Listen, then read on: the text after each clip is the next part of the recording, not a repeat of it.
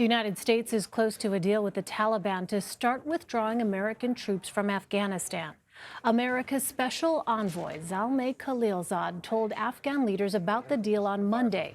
It will require the U.S. to pull out 5,400 troops within 135 days of the official signing of the agreement. There are 14,000 troops in Afghanistan at the moment.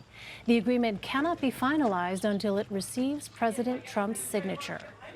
CBS News national security correspondent David Martin is at the Pentagon. David, what more can you tell us about this deal?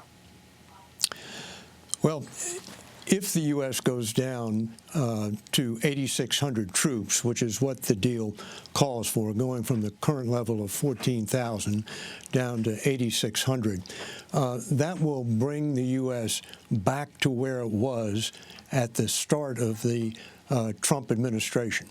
And 8,600 is the number of troops the U.S. military has told President Trump it needs to keep in Afghanistan in order to combat the threat of a terrorist attack against the West. Remember, the reason we went into Afghanistan way back when was to prevent another 9/11. It's easy to forget that after all these years. The military believes they still need 8,600 troops in there just to go after all the terrorist groups that might be plotting to attack America again. The U.S. was going to go down to this number, 8,600, with or without a peace deal. So obviously it's better to go down to that number with a peace deal and hope that you get some cooperation from the Taliban on its part of the bargain, which is to renounce terrorism, reduce the level of violence, and to begin negotiations with the Afghan government. Does anybody really believe that the Taliban is going to follow through on those commitments? Well, not really, but it's worth a try. As I understand it, David, the government of Afghanistan has been excluded from the negotiations up until this point. Remind us, why is the U.S. dealing directly with the Taliban?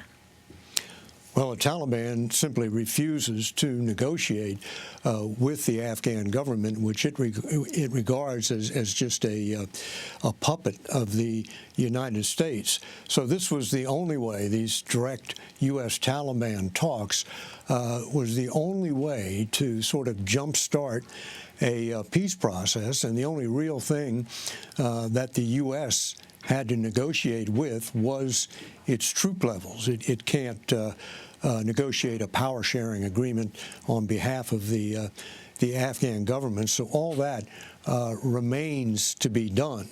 And by signing this agreement, if it is in fact signed, the Taliban would be at least committing itself to starting these negotiations with the government. But these negotiations are going to prove extremely difficult, if not impossible. Well, do we know if it is likely President Trump will actually sign this deal? Well, the White House hasn't told me one way or the other, but it seems likely that he would sign it. Why not sign it if he was intending to go to this level with or without a deal? Might as well do it with a deal. Mm-hmm. And David, I know you spend a lot of time in that building there at the Pentagon. Is it possible to know how the troops themselves feel, how military leaders view this potential deal, which after all is being made with an organization that frankly has the blood of American service members on its hands? Well, that's the reality of having to negotiate an end to the war. You have to negotiate with the very same people that have been doing their best to kill your people. I think the gamut of reaction is going to run everywhere from total disappointment to satisfaction that at least the U.S. military spent all these years in Afghanistan and did not see another attack out of Afghanistan against the West. If that's the reason you went in, then you'd have to say that the mission succeeded. But we all know that it morphed into a much broader operation in which we tried to reform the Afghan government to make women more inclusive in the government, and that result is still very much undecided. And did we really need to put in 130,000 troops, because that's what we had there at its peak? Did we really need to put in that many troops just to accomplish this very limited mission of preventing another attack from Afghanistan? David, thank you very much.